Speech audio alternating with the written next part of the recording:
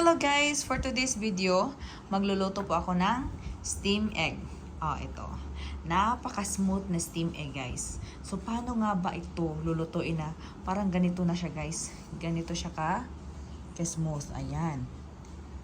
Ayan guys. Diba? Diba guys? Para siyang leche plan talaga guys. Yung smooth niya talaga. Wow. Ang sarap, tingnan nyo. Kung ganito pa naman yung steam egg na pagkaluto, nako, I'm sure ko magugustuhan nyo guys.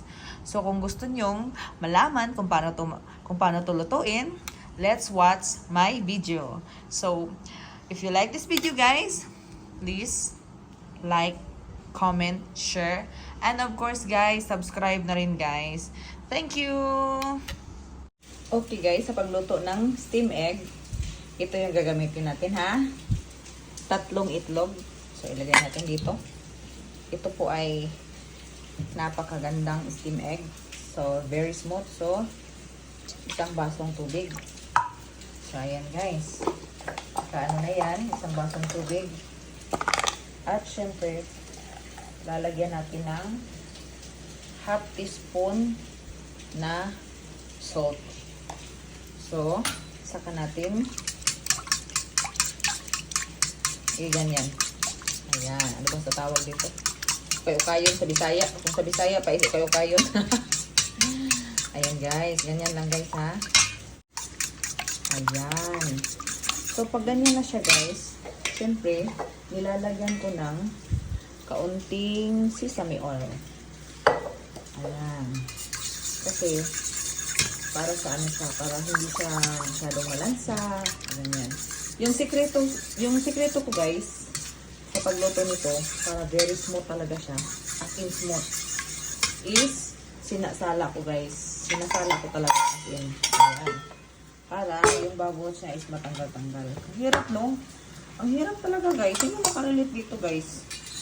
Na nagbibideo habang gumagawa ng ikaw yung humahawak ng cellphone, tapos habang nagbibideo ka, kasi wala nga tumutulong sa'yo eh.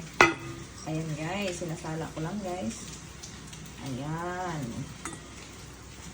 Ayan, sinasala ko lang talaga. Sa pagsala ko nito guys, itong ganito is itatapon ko. Hindi ko to siya or minsan naman, ginagawa ko guys. Hanggang sa tuna talaga. Ayan. Diba? Napakadali lang talaga nito. Kung gusto nyo yung itlog nyo is yung stem egg nyo is napaka-smooth talaga. Ito, gawin nyo to guys. Napaka-bisa. So, ito guys, tinatapon ko na to. Ayan. Sinsya na kayo sa kusina ni Ange Vlog kasi nga, napakagulo. So, pagkatapos kong salain guys, hinuhugasan ko ulit ito. Tapos sasalain ko ulit. So, ito na guys, nahugasan ko na. So, salain ko ulit guys. Ayan. Pangalawang beses ko na sinala ha. Tapos, di ba wala na siyang wala na siyang parang yung lapot-lapot niya. Tapos pangatlo. Sa akin kasi guys, pag nagluluto talaga ako ng steam egg, 3 beses ko talaga sinasala guys, para for sure talaga na mawala-wala yung bubbles niya. So ganyan na siya guys. Saka ko ilalagay sa steamer.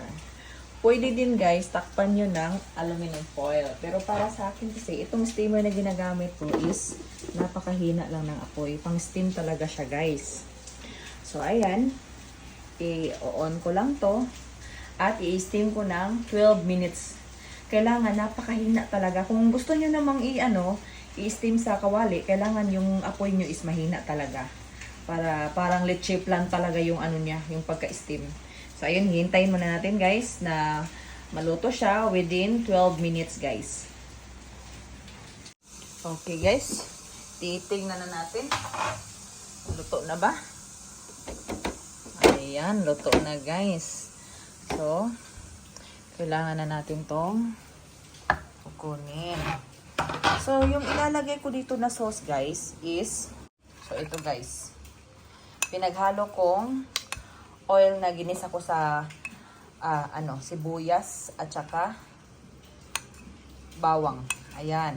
Yung mantika niya guys, ito yun guys. Tapos nilagyan ko lang ng soy sauce.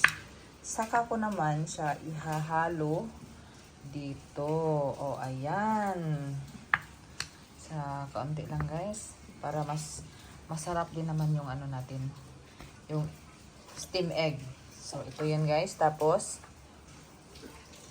tatappings ko ng spring onions.